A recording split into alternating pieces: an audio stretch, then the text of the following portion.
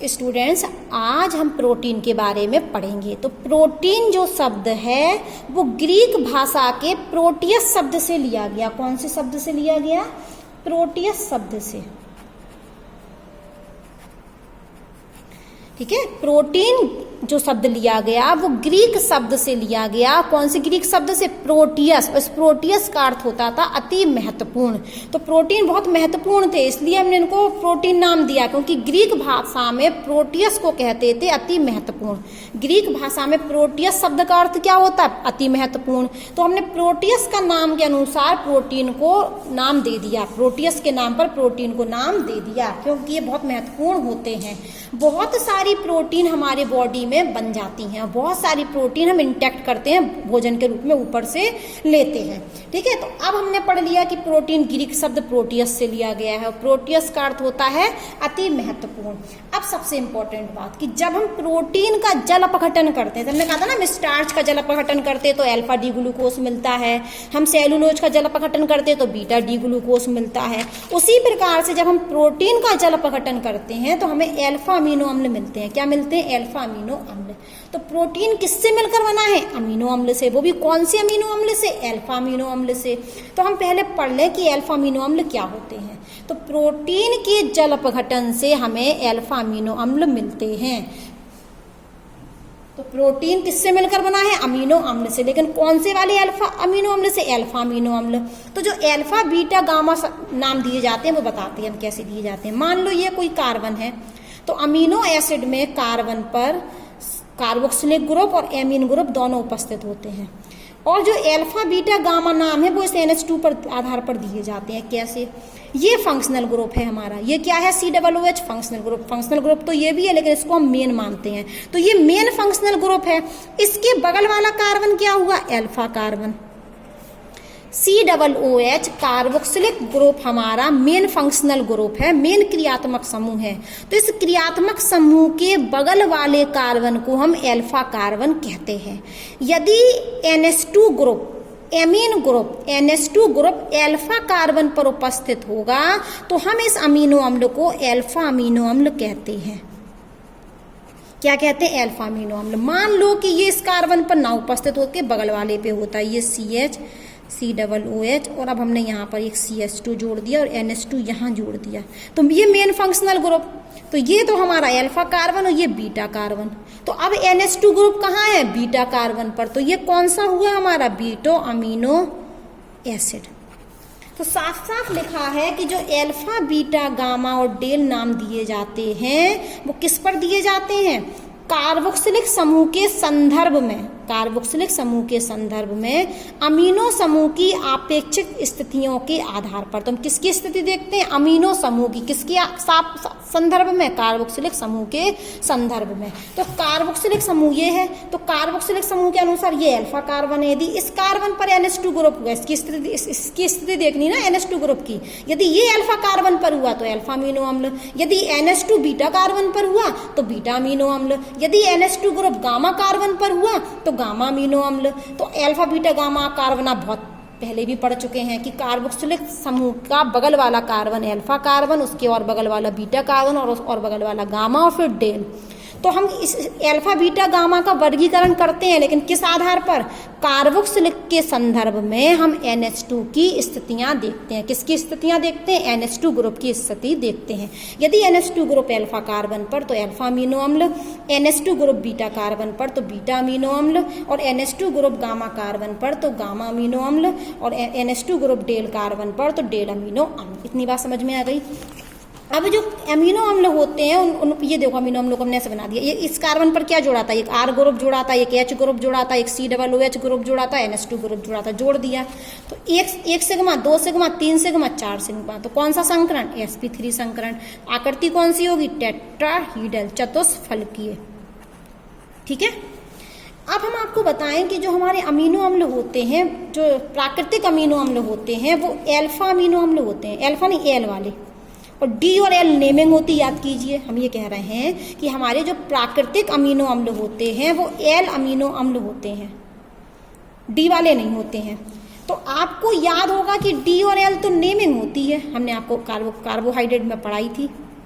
Carbohydrate में पढ़ाई थी हमने डीएल नेमिंग। क्या बताया था कार्बोहाइड्रेट में कि यदि OH राइट में होगा तो हम D लिखेंगे और यदि OH लेफ्ट में हुआ तो L लिखेंगे। देखो बताते हैं, ये बताई थी डीएल नेमिंग की। CH2OH के बगल वाले कार्बन पर देखते हैं कि OH राइट में तो कौन से क्या लगाएंगे D, इस कार्बन पर OH लेफ्ट में तो L। ये डीएल नेमिंग थी कार्बोहाइड्रेट्स की, याद है। OH राइट में तो D, OH लेफ्ट में तो L। अब हमें किस कार्बोहाइड्रेट में नहीं करना है डीएल नेमिंग, किस में करना है, एमीन में। तो जब एमीन में हम OH समूह को नहीं देखते हैं, किसको देखते हैं, NH2 ग्रुप को। यदि NH2 ग्रुप राइट में हुआ तो हम लिखेंगे D और यदि NH2 ग्रुप लेफ्ट में हुआ तो हम लिखेंगे L। ठीक है, जैसे यहाँ करते थे कि OH राइट में तो D, OH लेफ्ट में तो L। तो वैसे ही OH की जगह क्या आ गया, NH2 राइट में तो D और NH2 लेफ्ट में तो L। ठीक है, अब हम यहाँ बना देते हैं। चलो ये 2 अमीनो अम्ल बना रहे हैं हम। ठीक है, आप बताना कौन सा D वाला है और कौन सा L वाला है।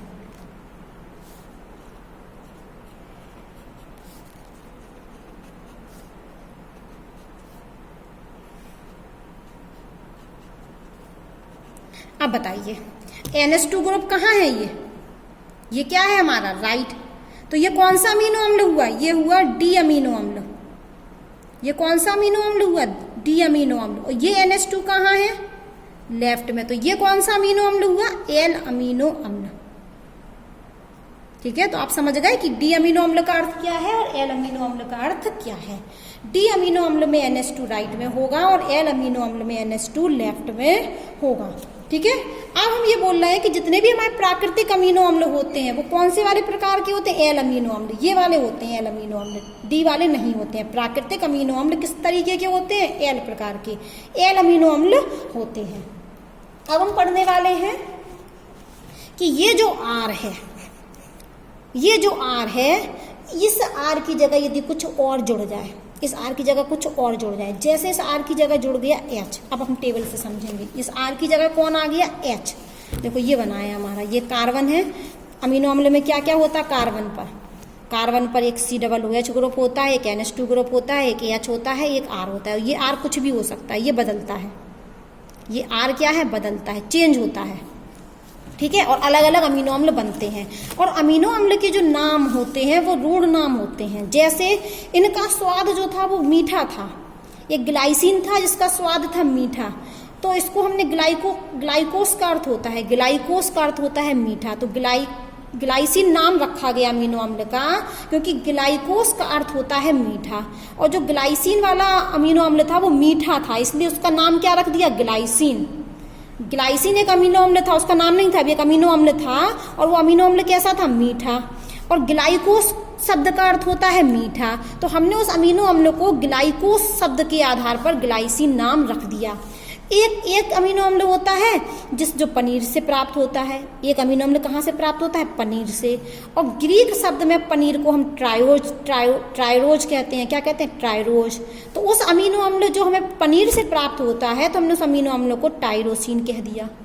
ठीक है, तो इस तरीके से नेमिंग रखी गई। अब हम आपको बता रहे थे कि हमारा ये R बदलता रहता है। याद रखना कि अमीनो अम्ल में जो कार्बन से क्या क्या जुड़ा होता है, एक कार्बोक्सिलिक ग्रुप COOH जुड़ा रहता है, एक NH2 ग्रुप जुड़ा रहता है और एक H जुड़ा रहता है और एक R जुड़ा रहता है। वो R क्या होता है, बदलता रहता है। यदि ये RH हुआ, ये R क्या हुआ, H, तो ये जो अमीनो अम्ल है ये ग्लाइसिन है। देखो अब टेबल देखते हैं। यदि ये जो R है वो H हुआ, जो यहाँ लिखा है ना, पार्श्व श्रृंखला R का विशिष्ट लक्षण। यदि R क्या हुआ, H, तो ये कौन सा अमीनो अम्ल बन जाएगा, ये बन जाएगा हमारा ग्लाइसिन। चलो हम एक बना के दिखा देते हैं। जैसे हमारी ये है संरचना, ये है, ये जुड़े हैं और ये R। ठीक है, ये हमारा अमीनो अम्ल। तो हमने कहा ये R बदलता है। यदि ये R पहली कंडीशन में R की जगह हमने क्या लिख दिया, H, R की जगह क्या है, H, तो ये क्या बन जाएगा, COOH, ऐसे ही रहेगा। ये रहेगा हमारा NH2, ये रहेगा हाइड्रोजन, जैसे का तैसा। बस ये R क्या हो गया, H। तो ये अमीनो अम्ल कौन सा अमीनो अम्ल बन गया, ये बन गया हमारा ग्लाइसिन। क्या बन गया, ग्लाइसिन। और यदि हम इसको 3 अक्षर में लिखना चाहें तो हम लिख देते हैं GLY। और यदि कोड में लिखना चाहें तो कोड में लिखते हैं इसको सिर्फ G। अब इस तरीके से आप टेबल में समझिए, यदि RH हुआ तो कौन सा अमीनो अम्ल? ग्लाइसिन। ये किससे लिया गया? ग्लाइकोस से लिया गया, क्योंकि ग्लाइकोस का अर्थ मीठा होता है, तो ये अमीनो अम्ल भी कैसा था? मीठा, इसलिए हमने इसको ग्लाइसिन नाम दे दिया। और देखो 3 अक्षर में कैसे लिखेंगे? GLY, और कोड में कैसे लिखेंगे? G। अब मान लो कि दूसरी कंडीशन ये थी हमारी, R क्या था अभी? H था। अब हमने दूसरी कंडीशन ले ली, दूसरा पॉइंट की R की जगह CH3 है। R की जगह क्या है? CH3। तो क्या बनेगा? बना दो, ये कार्बन, इस कार्बन से COOH, और ये हमारा NH2, और ये तो हाइड्रोजन है ही, लेकिन यहाँ क्या जोड़ दिया हमने? CH3। तो इस अमीनो अम्ल का नाम है एनालीन। क्या है इस अमीनो अम्ल का नाम? एनालीन। और 3 अक्षर में लिखते हैं हम इसको ALA, और कोड में लिखते हैं A। देख लीजिए, यदि R की जगह CH3 हुआ तो इस अमीनो अम्ल का नाम होगा एनालिन। ALA इसका 3 अक्षर का कोड है, नाम प्रतीक है, और कोड में क्या लिखेंगे? E। अब यदि R की जगह ये हुआ, क्या हुआ? ये आइसोप्रोपाइल ग्रुप। इस R की जगह यदि आइसोप्रोपाइल ग्रुप हुआ तो हम इस अमीनो अम्ल को बेलीन नाम कहते हैं। क्या नाम देते हैं? बेलीन। और 3 अक्षर में क्या लिखेंगे? VAL, और कोड क्या लिखेंगे? V। और यदि R की जगह ये हुआ, R की जगह ये क्या हुआ? ये हुआ ब्यूटाइल ग्रुप, तो ये ल्यूसीन होगा। अमीनो अम्ल का नाम क्या होगा? ल्यूसीन। 3 अक्षर में हम LU लिखेंगे, और कोड क्या लिखेंगे? L। अगर अमीनो अम्ल में ये हुआ R की जगह, तो हम आइसोल्यूसिन हो गया। अब ऐसे ही चलते रहते हैं। हमारा ये कहाँ गया? ये वाला टाइरोसिन, ये वाला टाइरोसिन है। इसमें R की जगह क्या होता है? पैरा OH C6H4CH2, ये टॉयलिन का ऑर्थो हाइड्रोक्सीटोलिन है ये। तो ये यदि हुआ तो टाइरोसिन, ये पनीर से प्राप्त होता है। तो यहाँ पर दिया गया है कि ये R अलग अलग हो सकता है। यदि R की जगह ये ग्रुप हुए तो इतने सारे अमीनो अम्लों के नाम हैं, ये आपको याद करने हैं, एक नज़र देखना है।